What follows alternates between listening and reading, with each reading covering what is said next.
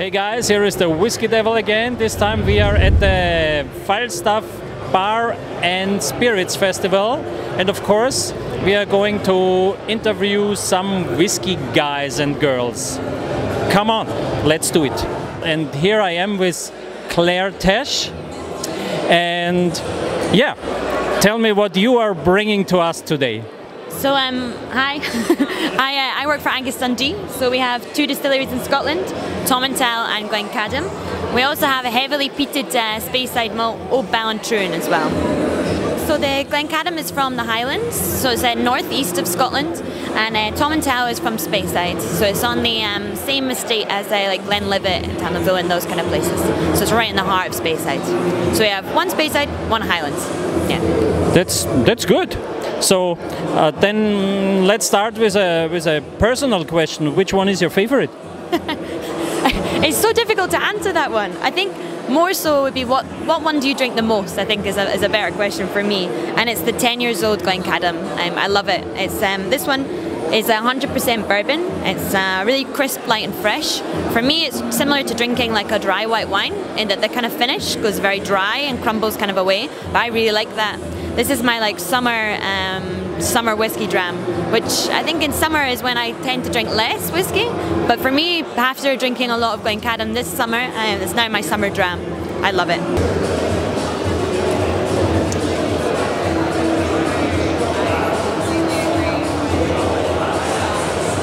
Actually, very nice whiskey to start, and I'm also very proud that I'm the first one today and here who's got a dram, and this one is exceptionally good and maybe the best one to start with. Yeah, no, I always say that it's a little bit like a palate cleanser, this one, or aperitif style. It's a good one to get your like senses and stuff warmed up, your palate.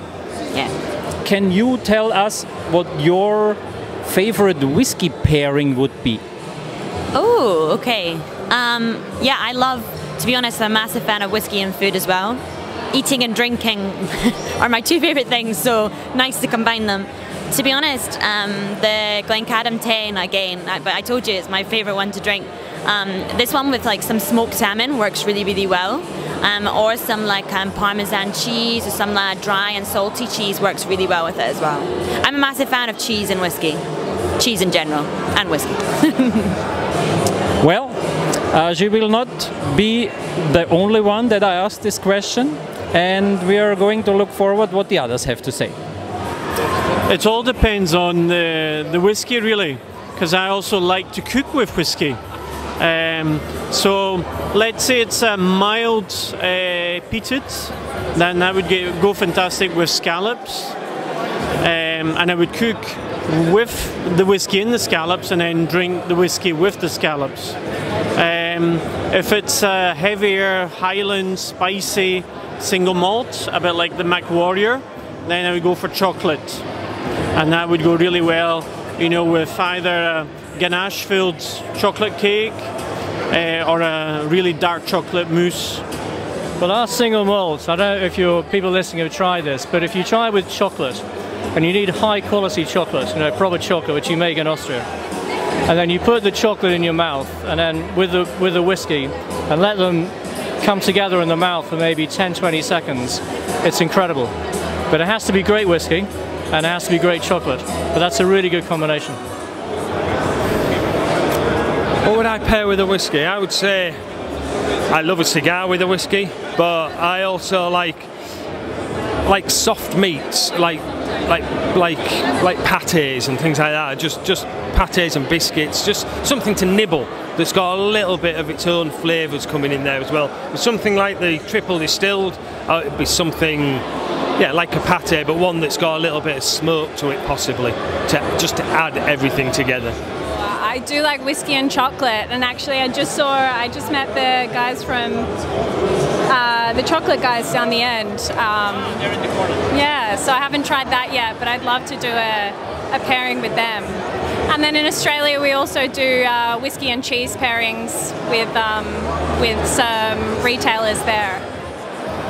It might be strange, but I like Maltesers, chocolate honeycomb, puff candy, I just like that sweetness with a whiskey pairing.